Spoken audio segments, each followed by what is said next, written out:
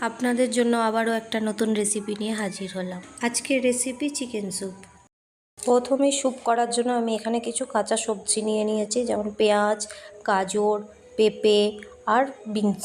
তারপর কড়াইতে একটু বাটার দিয়ে দিলাম, দিয়ে কড়াইতে গোটা গরম মশলা দিলাম, দিয়ে মাংসটা দিয়ে দেব। মাংসটা আগে থেকেই আমি ধুয়ে পরিষ্কার করে রেখে দিয়েছিলাম। এবার এই মাংসটাকে বাটারে হালকা করে ভেজে নেব।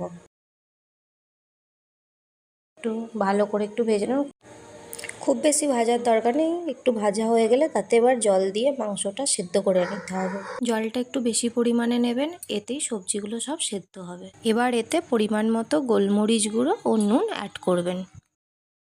এরপর যা সবজি আগে থেকে কাটা ছিল সেই সবজিগুলো মাংসর সাথে দিয়ে দিলাম, কারণ দুটো তাহলে একসাথেই সেদ্ধ হয়ে যাবে।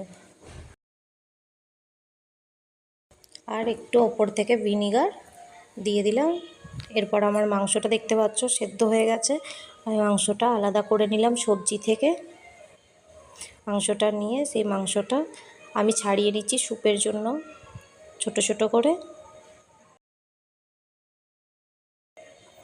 দেখো মাংসটা আমার ছোট ছোট টুকরো টুকরো হয়ে গেছে সেদ্ধ করার পর।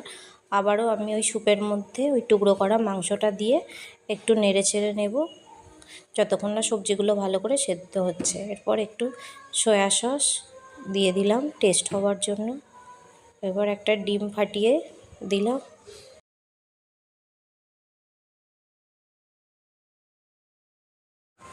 স্যুপের মধ্যে ডিমটা দিয়ে একটু নাড়াচাড়া করে নিলাম।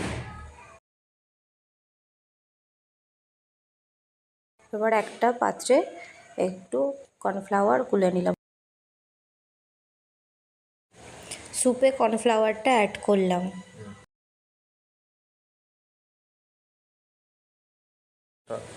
দেখতেই পাচ্ছেন আমার স্যুপটা এখানে রেডি হয়ে গেছে। এবারে আমি স্যুপটা নামিয়ে নেব। নামানোর পর এটা বাটা আর অল্প একটু লেবুর রস দিয়ে সার্ভ করে নেবেন। Thank you for watching my video.